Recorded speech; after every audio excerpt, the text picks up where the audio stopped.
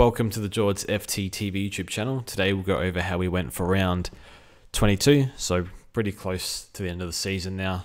2 more rounds, so 2,566, and we up in the ranks, so 578. If we can get 3 digits at this point, I'll be happy.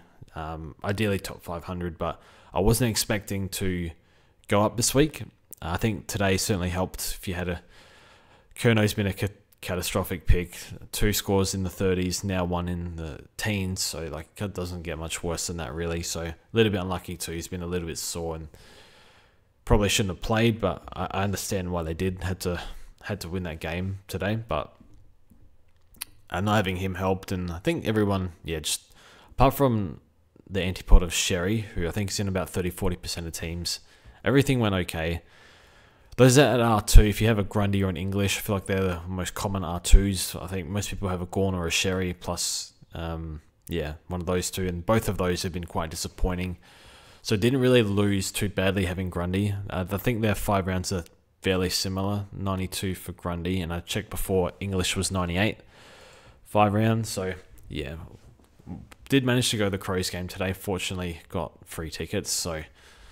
yeah, I'm pretty bad unless I've got family, friends that have free tickets. So when, pretty lucky they, cough up tickets. Or when they can't go, they might sometimes ask me. So yeah, I don't think I've paid for a Crows ticket apart from when I've been to Melbourne. I don't think I've paid for a Crows home game. I'm not sure for a very, very long time. Might be over a decade. So regardless, happy the Crows got up. Billy Dowling was dropped, so some people might have needed him, especially if they had a Philippou this week. I thought he was very unlucky to be dropped. The frustration with Knicks is, like, Crows played good today, can't deny, but what happened was, so Hinge got kicked out of halfback, he went to the wing, which meant Laird played halfback, and that meant that Dowling, who was playing wing, got kicked out of the team. So I think when you're 15th on the ladder, you'd love to see Dowling, who was playing well, get some games instead of being kicked out of the team, essentially because a 30-year-old went to halfback. I don't love that. Very disappointed in Knicks dropping Dowling, but played good today. So, yeah, I'm just looking for stuff to complain about at this point for the Crows. But, yeah, that was good to watch. For them to get the win, although in the grand scheme of things, like Dogs probably been my second team for a while now. I love Dogs, I love the Saints, I love the Giants. They're probably my 2nd, 3rd, 4th teams, if you have 2nd, 3rd, or 4th teams even, or done that. But they're the teams I've kind of always liked. Because you can't really say I've always liked the Giants, but I do, get around the Giants. I like their plays, plenty of wogs like Cogs, Kelly, and Taranto is gone now, but a few wogs in there. So like the Giants, and you just like what they're about. Like Kingsley's doing well and whatnot. Social media game's pretty good, so more head and shoulders above the rest. So lots to like about the Giants and playing an honest brand of football. So before we get into the team, thinking if there's anything else to discuss. This is the Olympics. I've been watching a bit. A few people asked for suggestions of what to watch in the Olympics. So I've watched a bit, learned to appreciate it a bit more. I seem to miss a lot of the athletics and track, which seems to be like the most popular stuff, I think. But I saw a bit of judo. I did judo, I think 6-7 years ago. Got to yellow belt and pretty much quit. I was at uni, through uni, but gave that away. But that was okay to watch, interesting. I suppose when you're conditioned to watching UFC and boxing, a bit more wild, it's a bit more entertaining to watch those. I watched a fair bit of skateboarding. It's interesting. They had the young girls division for skateboarding, and you could just see them. A few of them were just getting upset. But then after that, they showed the men's skateboarding, and while you see the girls would, they'd go off, they'd like cry to their trainer or whatever. Not most of them, like 1 or 2 of them, and then you watch the men, and they stack it because they have to go for a trick, and sometimes they go for harder tricks, which means more chance of stacking it, and then they just get their board and just smash it on the ground. It's just a contrast of the reactions of the whole thing. But I did enjoy a lot of the skateboarding tricks. The rhythmic gymnastics was pretty good.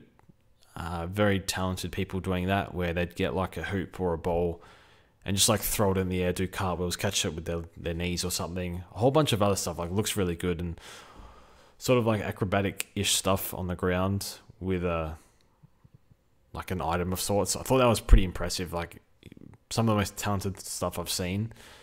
So that was cool.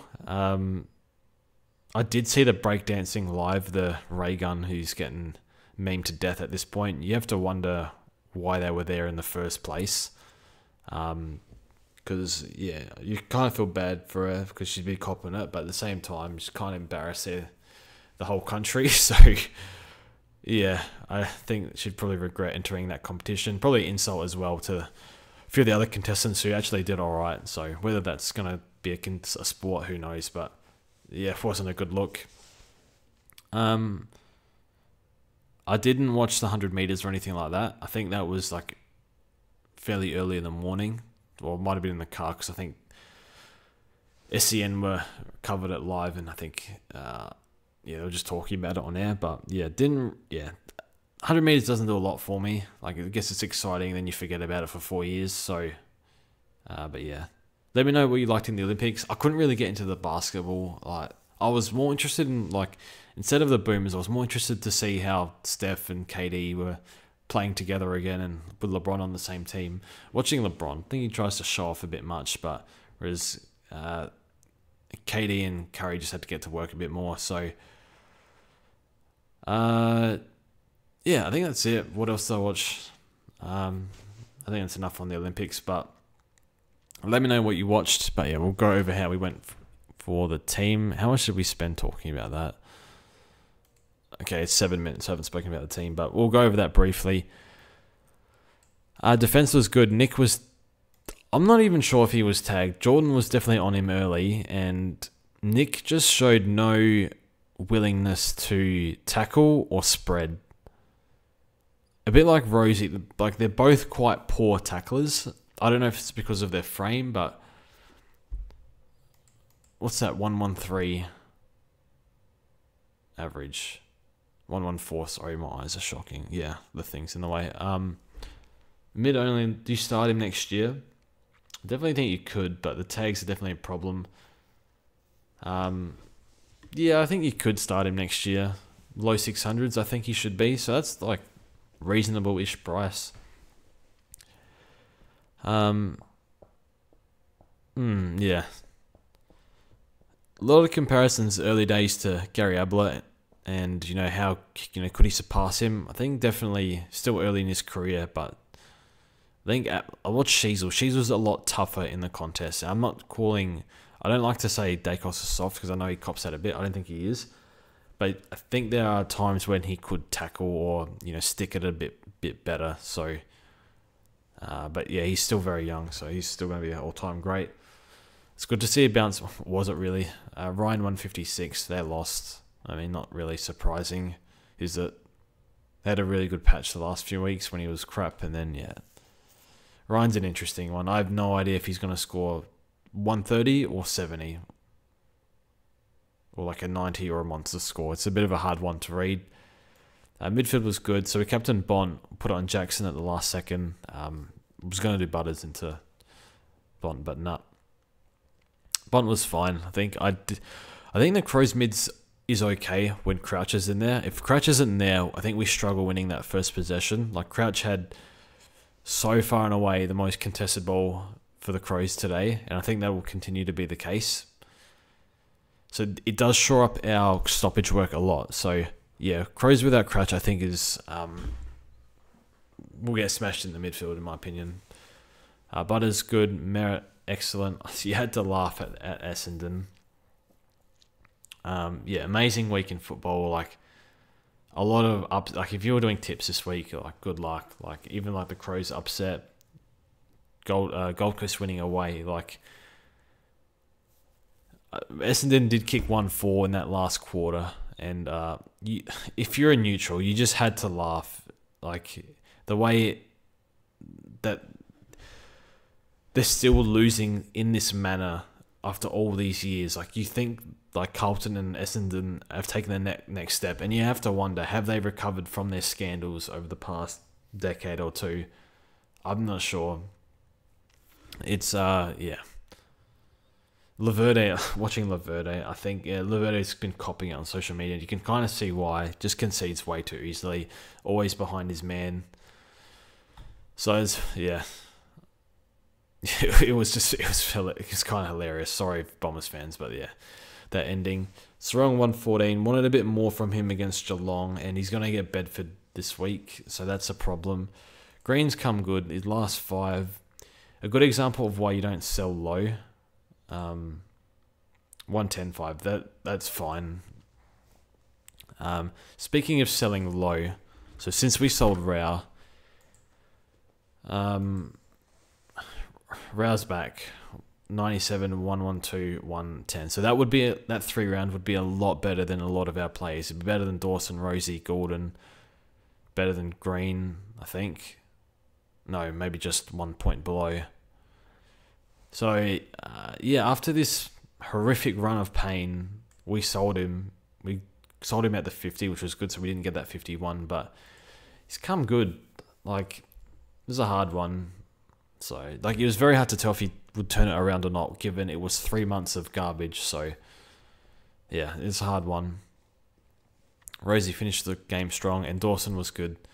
Very good today. Unfortunately, had a few turnovers early, gave away 3, and yeah, I think was on like 25 DT, 8 SC, and once your ratio set at the start of the game and the game doesn't get close, you're pretty much screwed. So, rucks were like Grundy crap. Gorn unbelievable with a purple foot. He posted a picture of his foot on Instagram. Looks pretty sore. But he has a lot of padding underneath there. So I think he's playing... My theory would be he's playing for All Australian. And he's just competitive in general. Like, doesn't want to not play footy. So yeah, love Gorny for that. But wish we VC'd him. And who gets the AA ruck? It's probably between Rowan, Gorn, and Sherry. I don't think you can put Grundy in there. Yeah, certainly dropped off a bit. So I think the stats say Gorn still. Sherry's scores are quite inflated by tackles, but you can't, like, he's really good. Like, the way he's able to manhandle the opposition ruckman all the time, and he floats back for those intercepts and this pressure as well. So won't be upset if either, if either miss, I wouldn't be upset. But I think they both deserve it. Like, Gorn, you got to remember, was so far the number 1 ruck in the league in the first half of the year, and still has been fine post-bye. Not as good as he was, but still pretty good. Forward line's fine. Flanders, I didn't watch this game because I watched the Melbourne Port game, which was actually an enjoyable watch, considering how much of a low-scoring game it was. But it was a bit of a tussle, hard to score. Horn Francis was good. Zorko, fantastic. Like, can't believe he's like nearly F1 at 35. Cordell had a down game. Apparently Parrish is sore, so he might be back. And Isaac Heaney's last quarter was something that you think about the best patches or quarters of footy, and I was trying to think of a better quarter. Maybe that 8-9 minute patch of Stewie Jew in the 2008 grand final was unreal. But it's hard to go past maybe Leon Davis's 4th quarter in 2005, I reckon, against Geelong, for those that are old enough to remember that.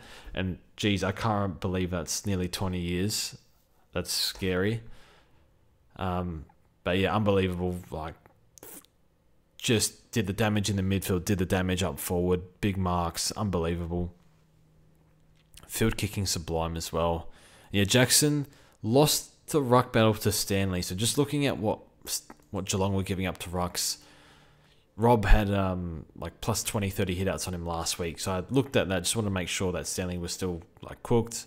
Nearly 34 years old, and he lost pretty badly to Stanley. I watched this game and was a bit shocked, to be honest. So bad VC, and hindsight was, yeah, you know Jackson's got a ceiling, and it's hard to not VC a ruckman against Geelong. But you know, when he's a 110 plus solo, so yeah, maybe last year was. I'm not sure about it this year though, so it's fine. And then yeah, Dylan Moore 97, Fortunately, didn't need Mateus this week. I was going to bench him anyway.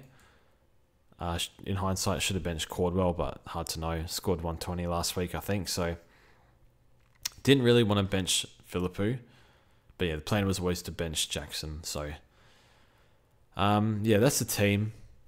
Nothing to do. I've heard murmurs of Sheasel not play or being in doubt for this week. Did have a sore ankle. That is not. Don't take that to the bank because I don't know for sure. But that's just what a few people have said in Discord that have sources. But let that one play out. Not exactly sure, but yeah. Dylan Moore, poor. I didn't watch this game because I was heading to the Crows game, but apparently he had 15 marks and just, I don't know what happened, had 130 DT, 90 SC, which kind of sucks, but look, Moore's been a brilliant pickup for us. He really, getting him cheap helped stabilise the forward line and in a position that was hard to get points in, he's been fantastic. So, yeah, I think, I don't know, we can talk about footy. You can switch off now, but I think the Giants were brilliant last quarter. They were fun to watch. Darcy Jones and who else? Someone else were on fire in the fourth quarter. Didn't see North and West Coast, but I'll look at North. Is their squad actually that bad? Are they really? Should they really be a bottom 2 team, like clear bottom 2 as well, or bottom 3 team? A lot of talent on that list. Like midfield's like you got Sheezel and LDU and Sherry in there. Like that's pretty good. Larky.